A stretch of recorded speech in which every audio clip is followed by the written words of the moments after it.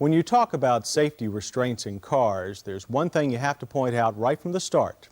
The single most effective way to prevent injury in a head-on car crash is to use seat belts. For that matter, they're also the best protection from injury in side, rear, and rollover accidents. Here's something to remember about seat belts. If you hit an immovable object at 30 miles an hour without wearing a seat belt, it's like falling 3 stories face first onto concrete.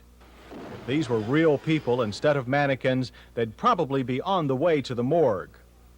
Defensive driving is part of safety too, of course, but if you're wearing a seat belt and are involved in an accident, it doubles your chances of survival and reduces the seriousness of injury by 60%. Your chances are even better if you have an airbag in your car. Mercedes-Benz recently introduced a supplemental restraint system which further reduces injury in frontal collisions. It'll be available on 10% of their cars sold in the U.S. The Mercedes system consists of an airbag in the steering wheel, a knee bolster under the dash, and a special seatbelt tensioner. It works by being activated by a device called the crash sensor. The bag deploys only in major frontal collisions, but not in a minor bump, a rollover, or a side or rear end collision. In addition to the crash sensor, a capacitor supplies power if the battery is damaged, and there's a DC converter to supply power if the battery is low. The airbag unit itself is stored in the padded center of the steering wheel. On impact, the folded airbag is inflated with a harmless inert gas, forcing open the steering wheel center cover along molded lines. The knee bolster prevents the driver from submarining under the dash. It's easy to see here that the airbag, when used with a standard 3-point seatbelt, does the best job of preventing the driver from striking the steering wheel or dash. And after the initial impact, the bag deflates almost immediately.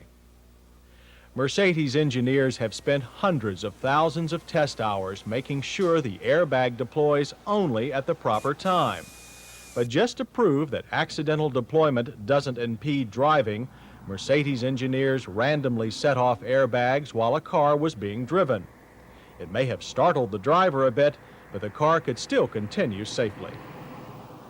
Now, airbags only deploy in frontal collisions, but about 63% of serious crashes involve frontal impact. Since 1975, almost 220,000 people have died in such accidents, more than were killed or wounded during the entire Vietnam War. Most were killed by secondary impact. That's when a person slams against the dashboard, steering wheel, or windshield after the car itself has struck an object. Airbags might have kept many of those victims alive, but they would have had their best chance of survival only if they had also been wearing a seatbelt.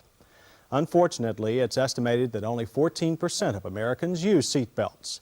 In Scandinavian countries that have mandatory seatbelt laws, usage is 70 to 90%. If airbags are ever required in new cars by law, they should also be accompanied by a nationwide mandatory seatbelt usage law. Only then would we achieve the goal of providing the best in occupant crash protection.